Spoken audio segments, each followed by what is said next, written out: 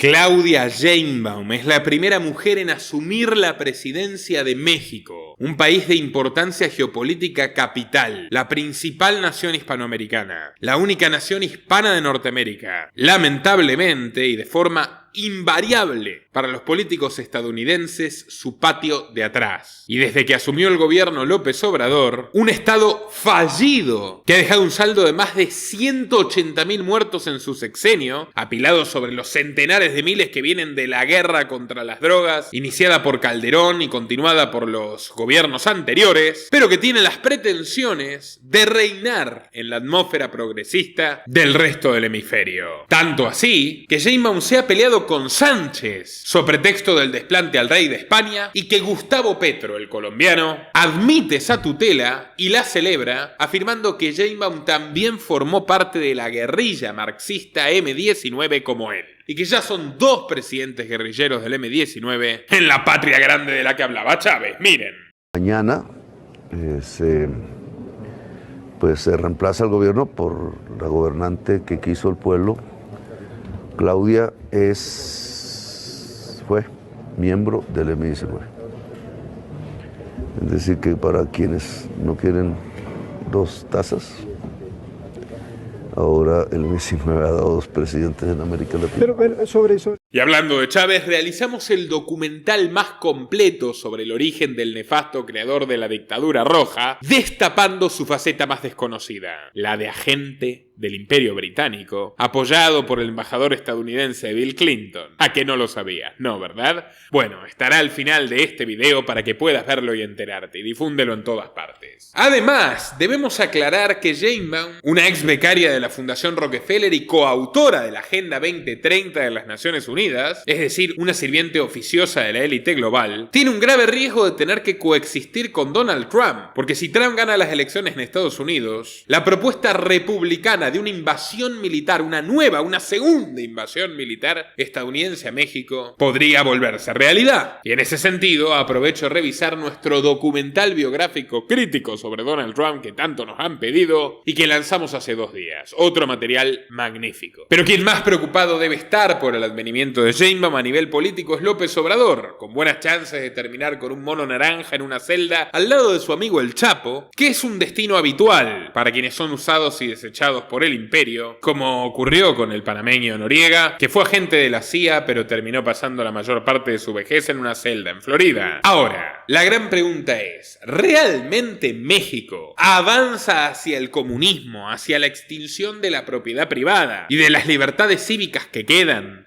hacia una conquista desenfrenada del poder, hacia el sometimiento de sus habitantes, hacia la venezolanización de su economía y de su sociedad civil? Es decir, México puede estar todavía peor que en este océano de sangre derramada que deja López Obrador, cada vez más militarizado, no en favor de la paz, sino de la opresión. Y la respuesta es definitivamente sí. Y si no me creen, revisen los orígenes históricos de la familia Sheinbaum y de la propia Claudia, gente de la izquierda más radical, pero además traidores hasta entre ellos, entreguistas hasta entre ellos, colaboracionistas de sus supuestos adversarios y enemigos del gran capital y la derecha desde el principio. Así que los invito a repasar esta reconstrucción de las etapas más desconocidas de la biografía de Claudia Sheinbaum, realizada por mí y por mi equipo hasta el último minuto, y a difundir en todas sus redes y grupos para que esta realidad se sepa. México se merece estar prevenido sobre los riesgos que enfrenta para poder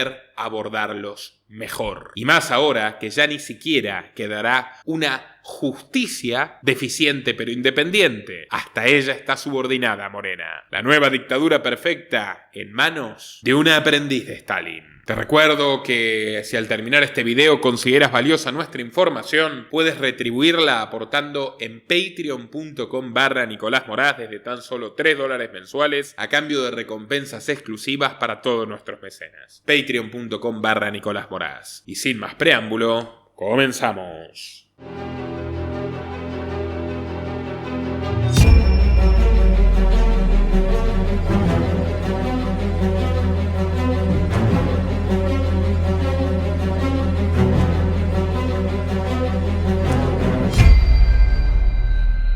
Dale clic al botón de suscribirse y no te olvides de activar la opción de recibir todas las notificaciones para no perderte de nada.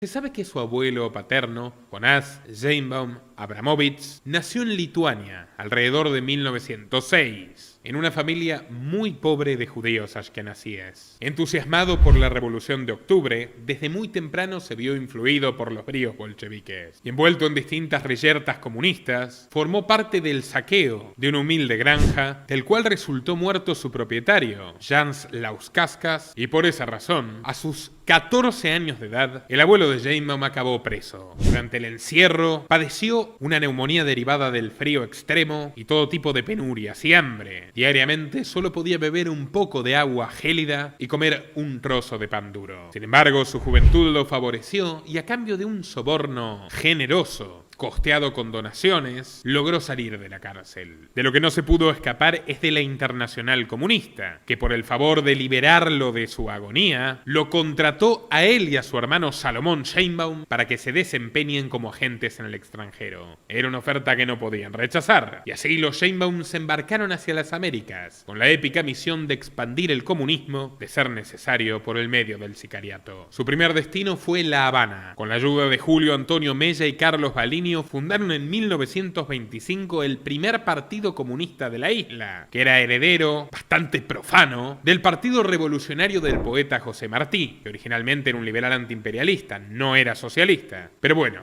oficiales de la inteligencia stalinista les habían dado concretas instrucciones de aprovechar elementos locales para favorecer el agitprop, la propaganda bolchevique, y no andarse con miramientos ortodoxos. Ellos decidieron que Martí era una figura explotable, por más que no tuviera nada que ver con Lenin, y dieron los primeros pasos, sin saberlo, de lo que 35 años después se convertiría en la dictadura más larga y terrible de la historia americana. Porque Fidel Castro y el Che Guevara no eran comunistas, se hicieron comunistas después de llegar al poder y ayudados por los Estados Unidos, levantando el programa demagogo y nacionalista con el cual los hermanos Sheinbaum dotaron al Soviet de la isla. Video muy recomendado, nuestro documental sobre la historia secreta de la Revolución Cubana y cómo se constituyó en un laboratorio social de la élite y no solo en una tiranía roja. México va por este camino, así que también les recomiendo mirar este video, que estará también recomendado al final. El caso es que corre el año 1925 y los hermanos Sheinbaum, agentes rusos, establecieron el primer partido comunista cubano con la ayuda de Julio Antonio Mella y Carlos Balini,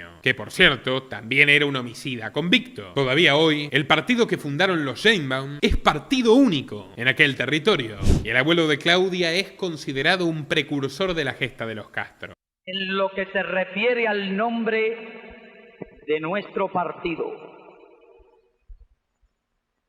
y puesto que es necesario que el nombre de nuestro partido diga no lo que fuimos ayer, sino lo que somos hoy y lo que seremos mañana, ¿cuál es, a juicio de ustedes, el nombre que debe tener nuestro partido?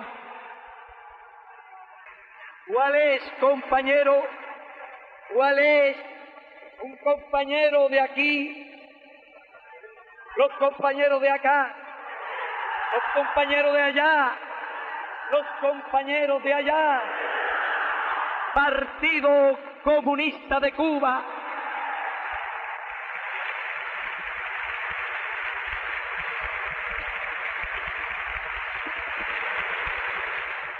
Pero para no enturbiar su campaña y darle letra a la oposición, que con muchas razones señala la radicalización del obradorismo, han decidido mantener esta vinculación genética entre el castrismo y Claudia en un conveniente silencio. Pero los hermanos Sheinbaum no se quedaron allí. Obtuvieron documentos falsificados, cambiaron sus nombres de raíz yiddish, los castellanizaron, Jonas pasó a llamarse Juan Sheinbaum, Salomón pasó a ser Santiago, y desembarcaron en México por el puerto de Veracruz. Curiosamente, hay un acta de interdicción de la aduana de la época donde registran que a Santiago Sheinbaum, le hace a Salomón, se le decomisaron 2 granadas, pero lo dejaron ir porque argumentó que estaban desactivadas y que eran para un estudio científico. Curioso argumento para un señor que era un campesino lituano que no había terminado ni la escuela primaria, pero evidentemente era más elocuente que el empleado público mexicano de la época, o en todo caso le ganó la pereza y lo dejaron pasar. Pero gracias a ese incidente, hoy Claudia existe y es presidente presidenta de México. Subrayo que es curioso que hayan pasado en semejantes condiciones, porque la influencia del comunismo en suelo mexicano estaba provocando huelgas intensificadas, cargadas de rabia, una creciente violencia social y una preocupación flagrante y abierta por parte del Partido Nacional Revolucionario, que temía ser derrocados por una nueva revolución, esta vez netamente marxista. En pánico por el crack mundial económico del 29, el presidente Pascual Ortiz Rubio rompió relaciones con la Unión Soviética y comenzó una feroz caza de brujas, en la que pagaron justos por pecadores. En medio de esa revuelta de obreros, los hermanos Sheinbaum fueron atrapados complotando por un par de policías, los apresaron y los sometieron a un exhaustivo interrogatorio. Cuando se les preguntó por sus nombres, el áspero acento traicionó a Santiago y en un acto de desesperación confesó su verdadera identidad, la de Salomón, que era un agente soviético y que formaba parte de la Internacional. El propio Juan admitiría años más tarde que cuando el policía le preguntó en aquel momento si se conocían, los dos hermanos se miraron con una sorpresa inusitada. Por primera vez en sus vidas se percataban de que no había un gran parecido físico entre Jonás y Salomón, y el bigote del primero, de Juan Sheinbaum, escondía todavía más su parentesco. Fue entonces que Juan miró a su hermano a los ojos y no fue conmovido al observar el terror. Parco, frío, con pocas palabras y con un acento caribeño impostado, respondió que no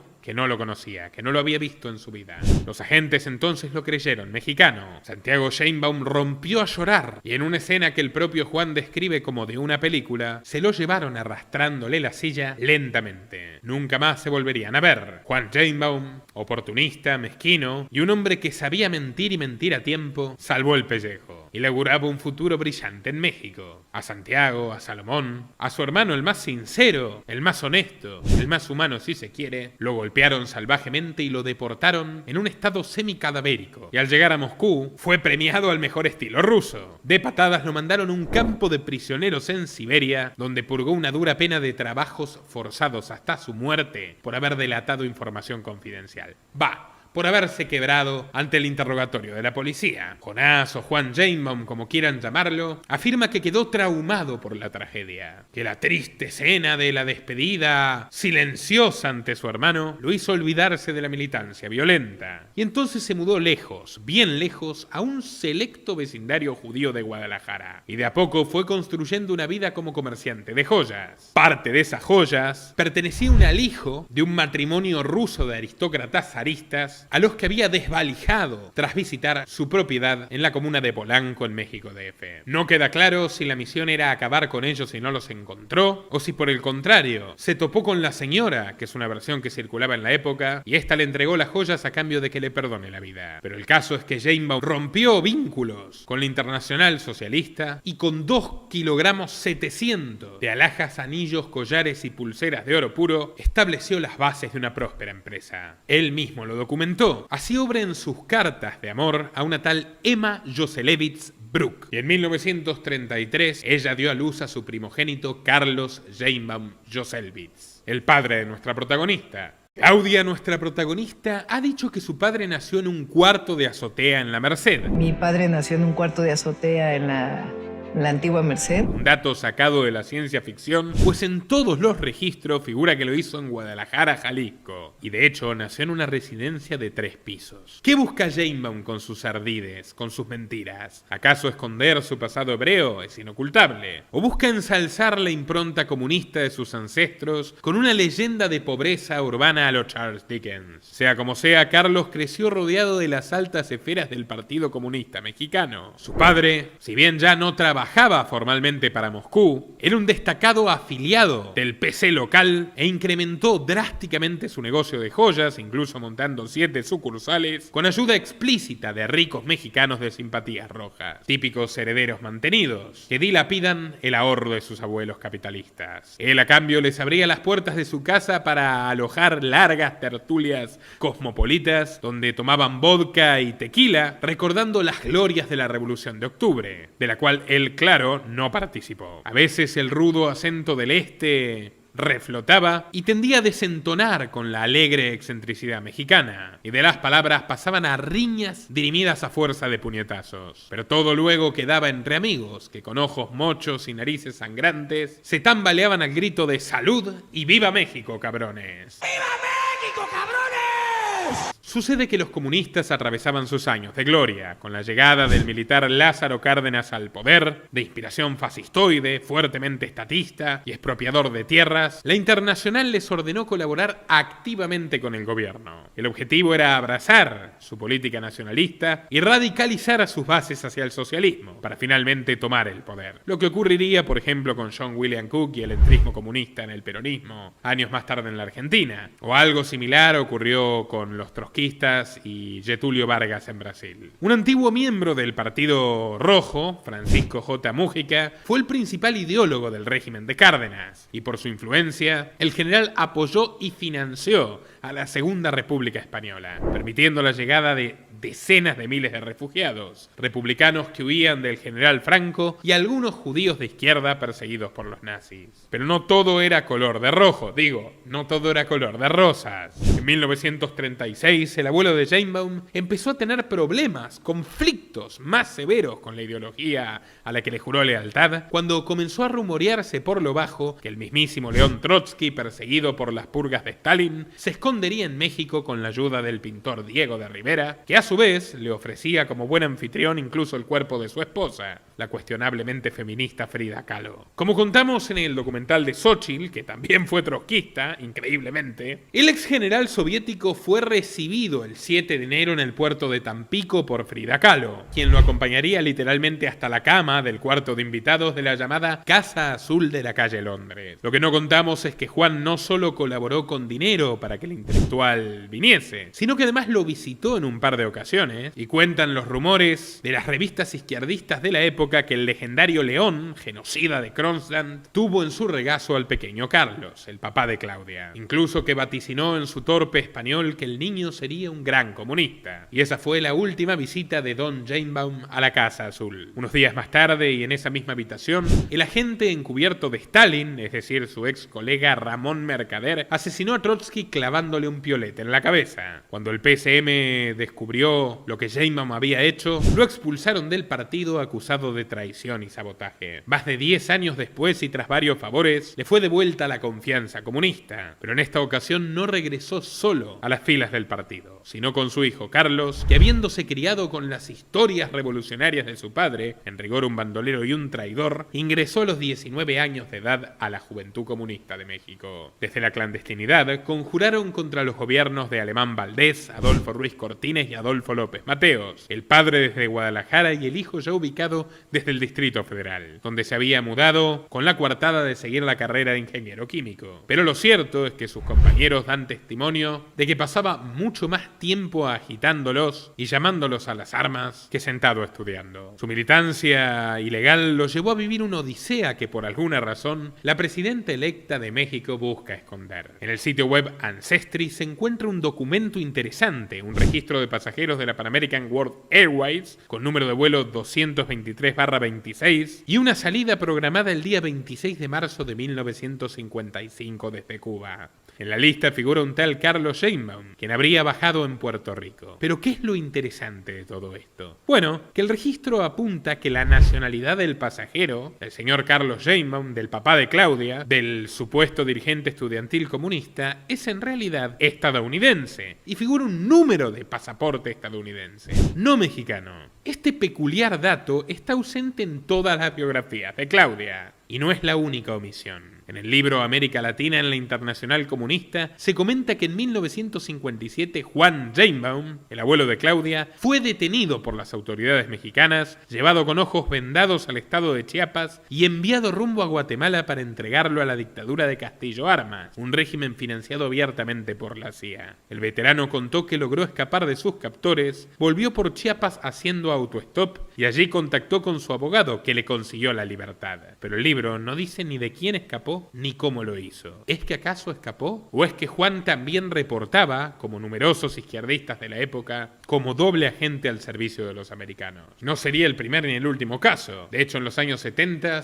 un tal Alfredo Jalife trabajaba como asset de la CIA, entregando al gobierno de Luis Echeverría, agente de la CIA, a colegas izquierdistas a los que les soltaba la lengua. Todo esto te lo contamos en nuestro video dedicado a Jalife, que tuvo más de 200.000 espectadores en su lanzamiento original y que hoy está disponible para quienes nos apoyen en patreon.com/Nicolás Moraz, junto al resto del contenido exclusivo para mecenas, patreon.com/Nicolás Moraz. Pero bueno, continuemos. El misterio del padre de Sheinbaum, de sorpresiva nacionalidad estadounidense, se acrecienta con otro dato que ella siempre encubrió. Según los registros que cotejamos en el portal web Ancestry, cuando Juan se encontraba detenido, su hijo Carlos estaba casado con una joven estadounidense llamada Judith Nachman, hija de un tal Bill Nachman, que era agente de la CIA. Todas estas piezas nos hacen sospechar que Carlos también formó parte de esta agencia, o que al menos colaboraba abiertamente con ella, lo que explica por qué su padre pudo escapar mágicamente de aquella cárcel guatemalteca sin dejar registros. El expediente sentencia que Judith falleció en 1959 en circunstancias misteriosas, que su marido fue investigado por ello, y apenas un año más tarde la historia oficial indica que Carlos se casa con una tal Ani Pardo Semo, la futura madre de la actual presidenta. Ahora, cabe preguntarse si su madre nació en México, porque hay severas sospechas de que Claudia también miente con eso.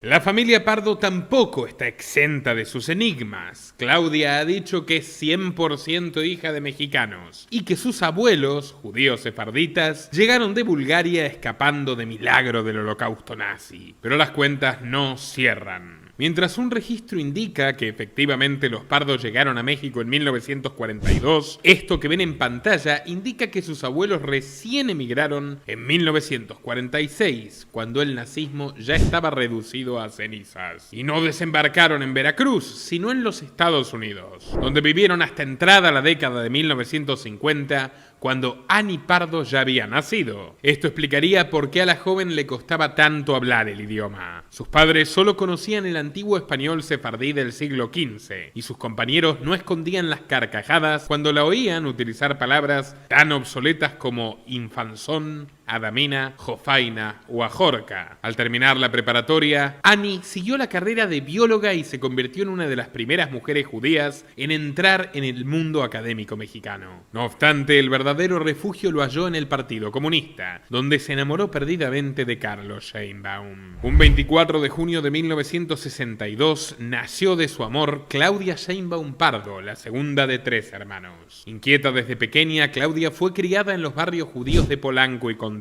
En su casa se hablaba yiddish, se comía gastronomía ashkenazí y se festejaban todas las altas fiestas judías en casa de los abuelos. Lo más divertido de la noche era oír al veterano Jonás exagerando y llenando de romanticismo sus aventuras bolcheviques del pasado. En ningún momento los Sheinbaum se cuestionaron la contradicción de ser comunistas de alma y empresarios muy ricos en la práctica. Junto a 2 ingenieros, Carlos había fundado Sintacrom, la primera compañía mexicana para producir sulfato básico de cromo, clave para el curtido de pieles, de la cual fue su director comercial durante más de 30 años. Mientras tanto, tanto él como Ani se involucraron en las grandes causas izquierdistas de los años 60. Protestaron en defensa de la Revolución Cubana, participaron en movimientos obreros y se unieron a las famosas revueltas estudiantiles de 1968, que acabaron con la violenta matanza de Tlatelolco, cuando las fuerzas policiales acribillaron a más de 300 estudiantes en la Plaza de las Tres Culturas. A Claudia le gusta repetir que ella es hija del 68. Soy hija del 68, porque mis padres participaron en el movimiento estudiantil. Pero en realidad no puede recordar gran cosa. Apenas las visitas a la cárcel de Lecumberri, donde sus padres iban a menudo a entrevistarse con su amigo Raúl Álvarez Garín, uno de los principales líderes de la revuelta estudiantil, que fue acusado de acopio de armas, ataques a las vías de comunicación, incitación a la rebelión armada, daño a la propiedad ajena, despojo, robo, sedición, asociación delictiva, robo a mano armada y homicidio. Ya ven, familiarizada con los crímenes de sangre desde temprano. Vaya que le serviría después. Aquellas visitas carcelarias causaron que la DFS, la inteligencia mexicana de aquel entonces, pusiera los ojos no solo en Carlos Sheinbaum y Ani Pardo, sino también en su hija, cuyo nombre figura en un expediente de septiembre del 68, cuando solamente tenía 6 años de edad. Allí fue calificada como potencial niña comunista y se guardaba la copia de un breve manuscrito en el cual Claudia habría escrito, aparentemente dictada por su padre o por su abuelo, un fragmento de Das Kapital de Marx. Así que sí, sus papás hicieron de ella una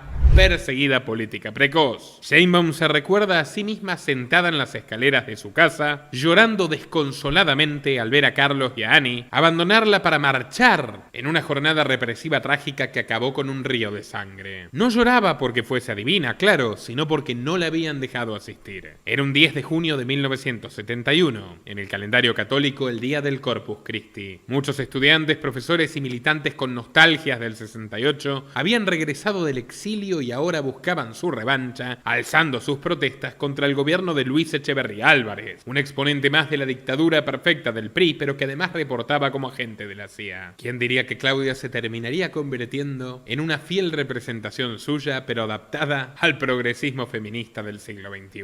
Sus padres y sus correligionarios avanzaron por el casco de Santo Tomás, las avenidas Carpio y Maestros, y llegaron a El Zócalo, la plaza principal de la Ciudad de México. Allí los esperaba la policía con sus camiones antidisturbios y sus tanquetas agazapadas, apuntando con sus cañones a la gente. Pero los protestantes no se acobardaron y con pancartas en lo alto prosiguieron gritando, cantando himnos comunistas y exigiendo unas nuevas elecciones. Fue entonces que el matrimonio Sheinbaum vio directamente un grupo de choque ingresando por las esquinas. Eran los temidos halcones, entrenados directamente por la CIA, que bajaron de sus furgonetas y comenzaron a disparar con rifles de alto calibre a los estudiantes, mientras la policía miraba implacable. Carmen María Argañarás, compañera universitaria de Pardo, recuerda una postal profundamente inquietante. En el medio de un atronador rugido de gritos desesperados, caos, nube de pólvora, manchas de sangre en el suelo y la estampida de jóvenes intentando huir de una muerte segura, se lo vio a Carlos Sheinbaum haciéndole señas a un par de halcones como si les estuviese brindando algún mensaje de complicidad, señalando insurgentes prioritarios para capturar. Se refuerza la tesis del doble agente, aquella matanza histórica que se recuerda como el halconazo y del cual los Sheinbaum salieron ilesos, dejó a 120 civiles sin vida y 896 heridos. Uno de los muertos, de 14 años de edad, asistía a la misma escuela que Claudia. Ani quedó impactada al ver la fotografía del chico acribillado en los periódicos y solo desde aquel entonces comenzó a preocuparse por la seguridad de su hija. La envolvió en una esfera de cristal, en un mundo aristocrático alejadísimo de la dura realidad de la calle mexicana. Claudia pasaba sus días entre clases de ballet, de música y sesiones de historia con su abuelo Juan, que pese a los pedidos enfáticos de su nuera, seguía introduciendo la cultura marxista y elementos a favor de la lucha violenta y de la dictadura del proletariado, que incorporaba de manera más o menos subrepticia en sus supuestos cuentos infantiles. Como a Claudia le gustaba tocar la mandolina, su abuelo comenzó a llevarla a participar de un grupo de folk de izquierda que interpretaba canciones con letras revolucionarias como esta.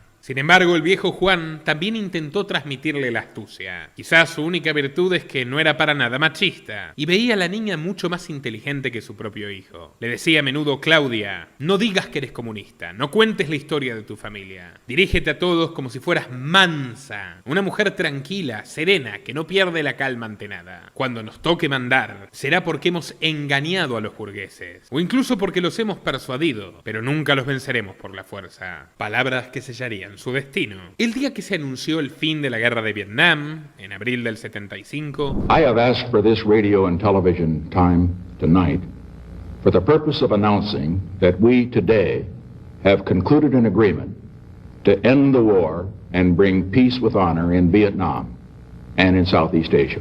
Sheinbaum se sintió orgullosa. Tenía apenas 12 años para 13 y con absoluta impudicia le dijo orgullosamente a su abuelo que ella había contribuido a terminar el conflicto, organizando protestas en los recreos del colegio. 2 años más tarde ingresó en el Colegio de Ciencias y Humanidades Sur del UNAM. Sus padres controladores atiborraron su agenda de actividades. Temían que siguiese su propia senda, abrazándose al rock o a las sustancias psicodélicas que contrastaban con la disciplina comunista europea europea y llegaban desde Woodstock a relajar los corazones y los espíritus. Pero Claudia era bastante puritana. Ingresaba a las 7 de la mañana a la escuela, luego tomaba clases de francés, iba a tocar la mandolina y por las tardes asistía sin falta a sus rigurosas clases de ballet clásico. Por aquella época rozaba la anorexia y se alimentaba a base de una nuez diaria durante largos periodos para mantener una, entre comillas, silueta delicada.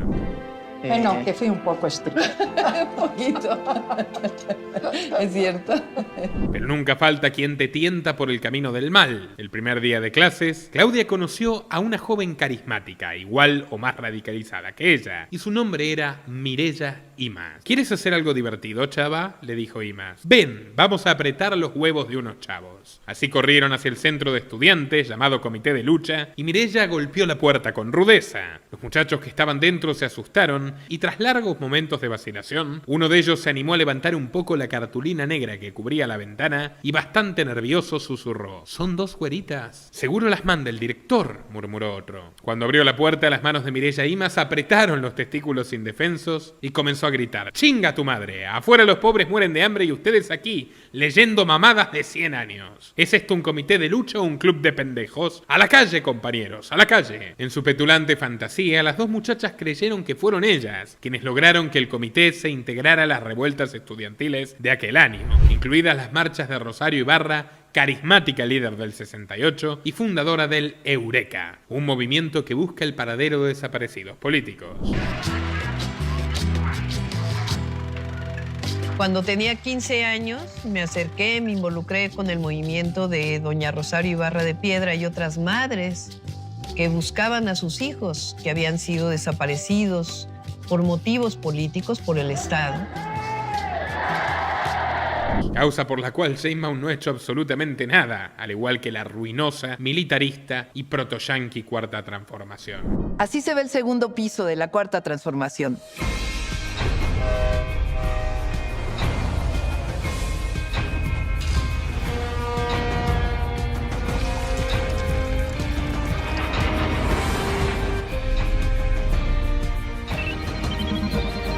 Vamos a seguir haciendo de México el mejor país del mundo. Pero el verdadero artífice no era Mireya, sino su hermano Carlos Imaz, cuyo carisma y su intelecto maquiavélico hacía mover montañas en las filas estudiantiles de la izquierda. Cuando Claudia lo vio por primera vez, sintió un cosquilleo en el estómago. Era un muchacho alto, elegantísimo, el más guapo que había visto en su vida. Corriendo tras su príncipe azul, Claudia se involucró en el círculo de Álvarez Garín, el líder del 68 que los Sheinbaum solían visitar en prisión. ¿Se acuerdan? Álvarez acababa de retornar del exilio y fundó la revista Punto Crítico, una publicación ultraizquierdista que derivó en la creación del CESOC, Comité Estudiantil de Solidaridad Obrero Campesina. En cuanto oyó el apellido Sheinbaum, la hizo sentar inmediatamente a su lado y la acogió como su favorita. «Yo te guiaré en este caldo de víboras llamado marxismo», le prometió. Y hasta el día de hoy, ella lo reconoce como su mejor mentor. En una oportunidad se acercó al CESOC un tal Ulises Lara, militante de una agrupación maoísta con la expresa misión de curtir a los más chavitos. Estaba organizando una marcha conmemorativa del halconazo y Ulises buscó convencerlos de que desfilen al frente de la vanguardia y no en la retaguardia, como maricas. Entonces un muchacho menudito, pelirrojo y medio achinado alzó la voz para quejarse. Dijo que era muy arriesgado, que no valía la pena morir por mártires que pese a todo ya estaban muertos. Ese arrebato de practicidad le valió una reprimenda furiosa. «No seas pendejo, camarada, nosotros tenemos que marchar al frente. Los cobardes al parlamento, los soldados revolucionarios a las calles», insistió Ulises. Pero la respuesta fue más que sorpresiva. «No soy compañero, soy compañera y me llamo Claudia». Hasta el día de hoy, Lara se ríe de aquella anécdota. Dijo que se confundió con su cabello cortito, sus modos abruptos y sus camisas masculinas. Ahora su voz es más aguda, pero en aquella época recuerdo que tenía un vozarrón. En fin, sin rencores. Hoy Ulises Lara es empleado de Sheinbaum y vocero de la Fiscalía de la Ciudad de México. Curioso tomando en cuenta que se conocieron ensayando bombas Molotov, testimonio suyo. El 31 de enero de 1979, Claudia tuvo su bautismo. ¿Con un sacerdote?, se preguntarán. No, con la Cuba de los Castro. Aquel día pisó el régimen comunista por primera vez, en un viaje patrocinado por Álvarez Garín. Y lo sabemos, no por sus biógrafos, sino por los expedientes secretos de la DFS, que estaban bastante bien nutridos por confidentes y delatores. Motivos para espiarla no faltaban. Por aquellos años, Cuba era una escuela en técnicas de espionaje y subversión para cientos de guerrilleros terroristas extranjeros, los cuales fueron identificados tras desaparecer la Unión Soviética al desclasificarse millares de documentos. Así que muchos compañeros de viaje de Claudia tenían sus propios vínculos con la KGB. Eran agentes rusos en México, al igual que lo fue su abuelo, que también tenemos suficientes razones para sospechar que era espía americano. En 1981, Sheinbaum tuvo que elegir entre la ciencia o el arte. Finalmente eligió la ciencia sobre el ballet, dejó la academia de danza e ingresó a la UNAM para licenciarse en física. Decidí la física y como a los 6 meses entré al equipo de remo de la UNAM, bastante distinto a remar en Cuemanco. Sus amigos de entonces la recordarán recorriendo la ciudad de un lado a otro a borde de un bochito o remando en el equipo universitario. Le decían la rusa. Pero también hubo otra transformación. Claudia se volvió huraña, esquiva, fría como un témpano. Ya no le interesaba la lucha estudiantil, rechazaba las llamadas de sus colegas y llegó a gritarles que la dejen en paz, de mala manera, que estaba estudiando y que no tenía tiempo para ellos. ¿Qué le había pasado exactamente? Bueno, Sheinbaum se había obsesionado con una nueva batalla, el medio ambiente. Por entonces, y desde entonces lamentablemente no se evoluciona, los ecologistas de izquierda habían puesto de moda la búsqueda de abolir la energía nuclear. Para conocer más el tema, Sheinbaum se sumó a un grupo coordinado por el profesor Marco Antonio Martínez Negrete, experto en energía. De origen michoacano y ex afiliado al Partido de los Trabajadores, el docente les propuso hacer su investigación de campo con indígenas de su estado. En los siguientes 3 años, Sheinbaum vivió entre las comunidades de Las Guacamayas y del Cheranástico, pasando la mitad de cada mes entre su gente y sus costumbres. Aunque en rigor a la verdad,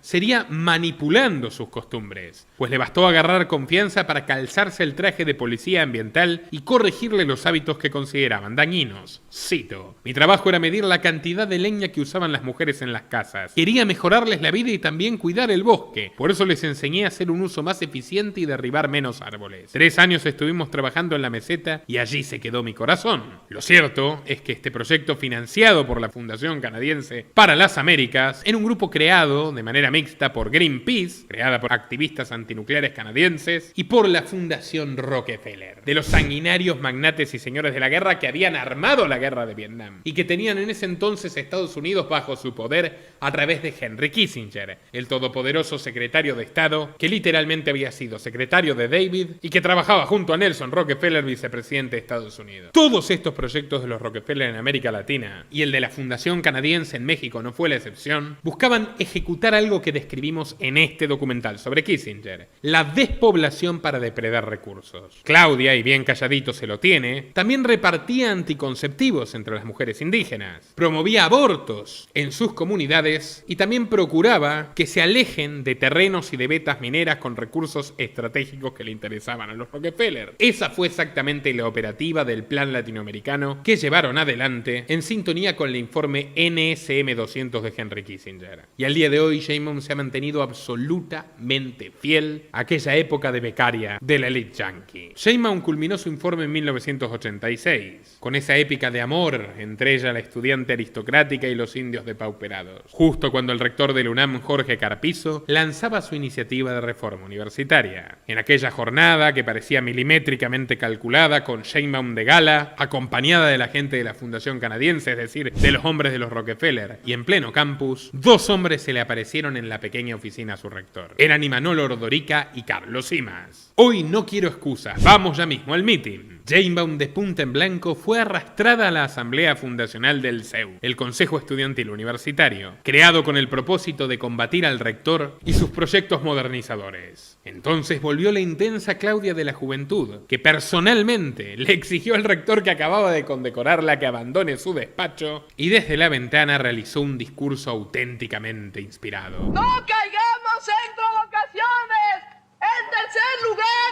pido a los compañeros del CEU que están en esta ala que abran una valla para el momento en que tengan que pasar los compañeros de la comisión. En su documental podemos ver algunas tomas posteriores, con ella enfundada en un overol que literalmente se puso para la grabación, con el cabello corto y chino lanzando gritos caudillescos. El libro La gran farsante de Orquídea Fong pone las cosas en su lugar, contando la otra versión de esta historia. Distintos testimonios que recopiló de quienes la vieron dando arengas y lanzando consignas confirman que Jane Bauman jamás fue una líder estudiantil. Y esa extravagante escena que incluyó sacarse el traje sastre y ponerse el overol, irse del lado del rector y los funcionarios de los Rockefeller a volver a pelear con el rector, con Imas y compañía, era una maniobra pergeniada por Carlos Imas para pasar a conducir la universidad desde dentro, con un doble perfil. Si las mismas personas presentaban proyectos con financiación internacional en dólares que hacían quedar bien al gobierno de México y lideraban las protestas contra las reformas educativas del gobierno de México, en resumen, administraban la realidad completa de la universidad y desde esa posición podían tener más autoridad aún que los funcionarios designados por el presidente. Después de todo lo que hemos vivido en estos 2 años, quizás sí se impone alguna reflexión rápida de lo que pasamos.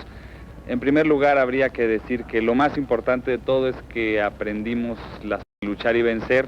En aquel libro consta que Jane Bauman imitaba el acento y las palabras de Imas, sus poses revolucionarias e incluso sus maneras refinadas a la hora de dialogar con otras personas que así lo ameritaban, al igual que en este momento se está volviendo tabasqueña de tanto imitar y tratar de mimetizarse con López Obrador.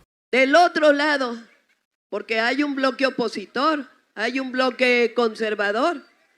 Ellos hace unos días dijeron que también ya van a decidir cómo van a venir los procesos. Bueno. Y vaya que López Obrador es testigo de cómo terminó Carlos Imas, situación que ya les contaremos más adelante. Así que les recomiendo que se ponga una ancha placa de acero colgada a la espalda, especial para puñaladas. Pero bueno, la publicidad es muy efectiva y hasta hoy Jane Bauman se adjudica algunas grandes victorias de aquel año. Por ejemplo, la madrugada en que la rectoría llenó el auditorio Che Guevara con sus matones y sus perros. Allí Jane Bauman salvó la situación llamando a los ceuistas a no caer en provocaciones y negociar siempre desde la paz. Toda una Gandhi. Se infiere que la rectoría le pagaba un sueldo por debajo de la mesa para evitar los escándalos con sus camaradas, que por supuesto ignoraban esta situación. Aquel pacifismo logró fastidiar a la corriente mayoritaria del CEU que acusó a Jane Bauman, Imas y Orodrica de negociar con el enemigo, lo cual era una realidad objetiva. Los dialoguistas, sin embargo, no solamente tenían fondos, tenían el manejo del marketing y protagonizaron una marcha en penumbras de 200 estudiantes hacia la torre de la rectoría. Pasada la medianoche, Claudia se trepó al techo para colgar la bandera de huelga, como retrata este diario de la época.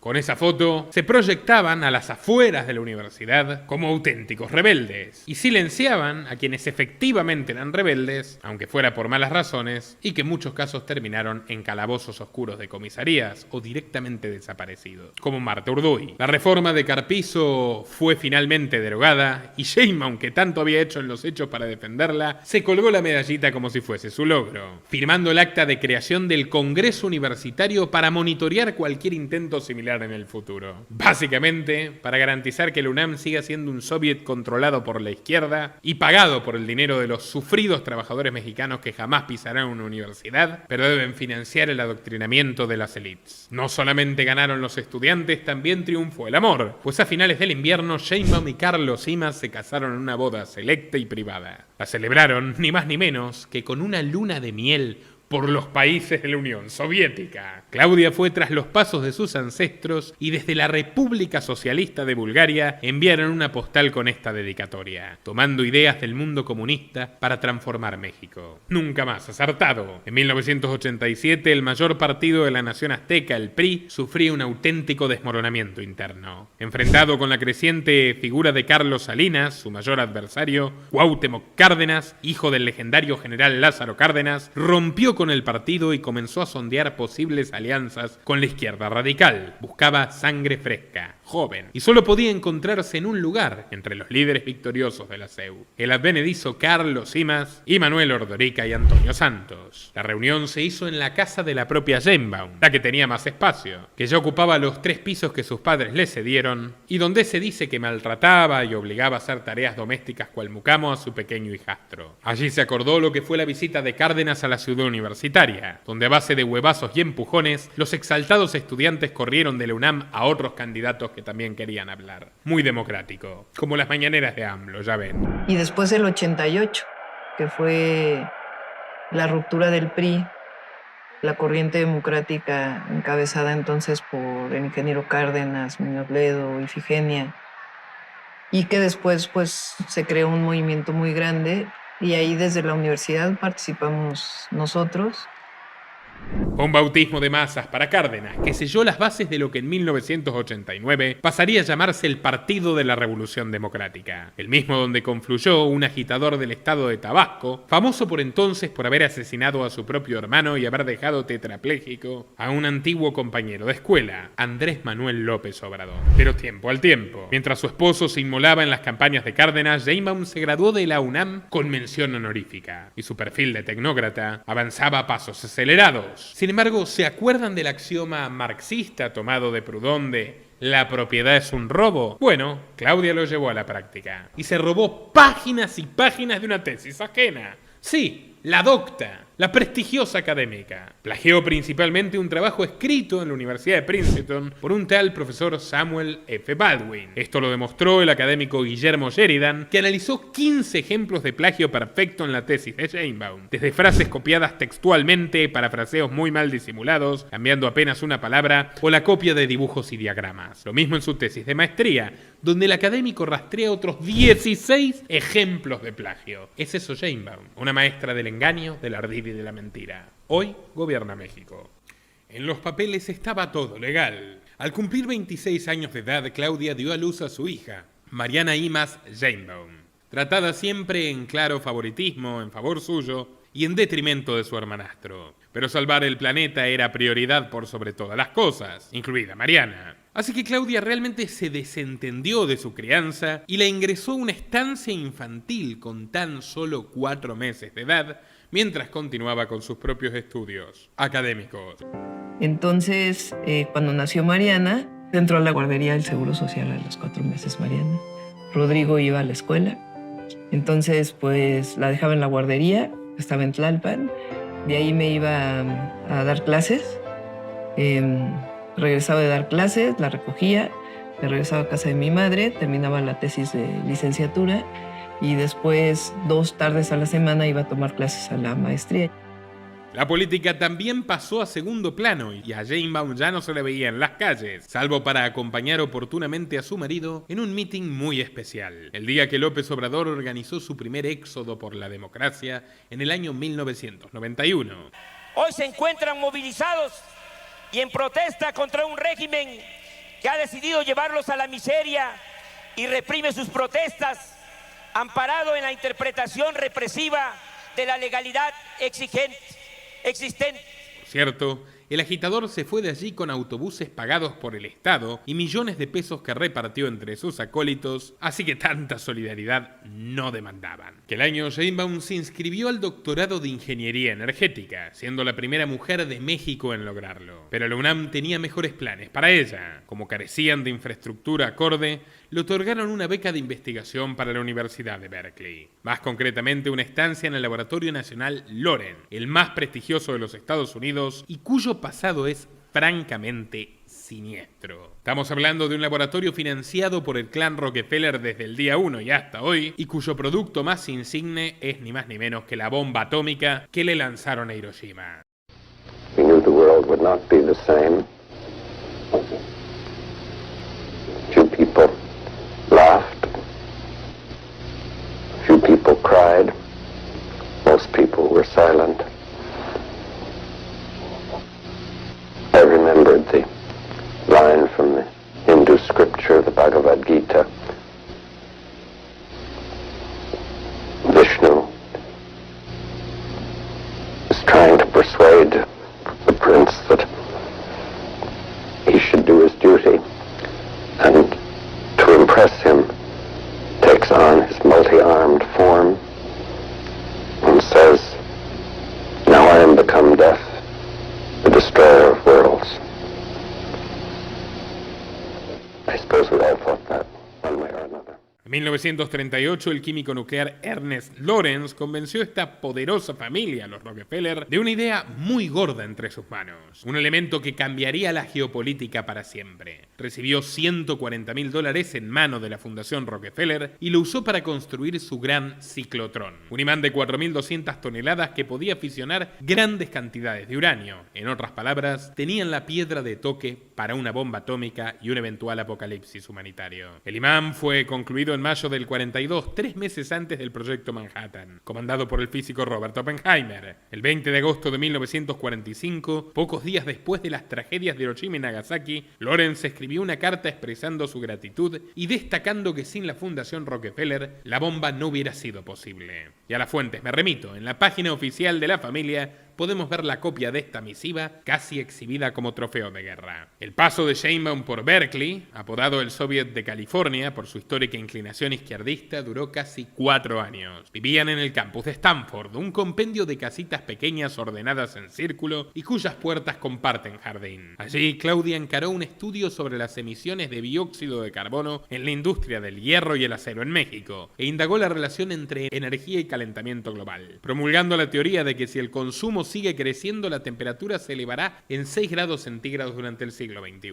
Sus trabajos lograron impresionar sus patrones, los Rockefeller, y Sheinbaum salió de California como becaria oficial y senior de su pujante fundación. Estamos hablando de la gente que, por ejemplo, se cargó a Allende e instauró la dictadura sanguinaria de Pinochet, como bien cuenta Murray Rothbard en su ensayo Wall Street, Guerra y Política Exterior, documentado paso a paso. Estamos hablando de quienes monopolizaron el petróleo, estamos hablando de quienes propiciaron la invasión estadounidense a Nicaragua o a Hawái. Estamos hablando de quienes hasta hoy financian al feminismo radical y a todo tipo de instrumentos de control de natalidad maltusianos, y de quienes financiaron el MK Ultra, el experimento de control mental más ambicioso de la CIA, del cual salieron asesinos seriales como Ted Kaczynski, y estos son hechos comprobables por cualquiera de ustedes. Esos son los Rockefeller, esos son quienes forjaron y crearon a esta ambientalista Claudia Sheinbaum, que es una profunda convencida del no tendrás nada y serás feliz.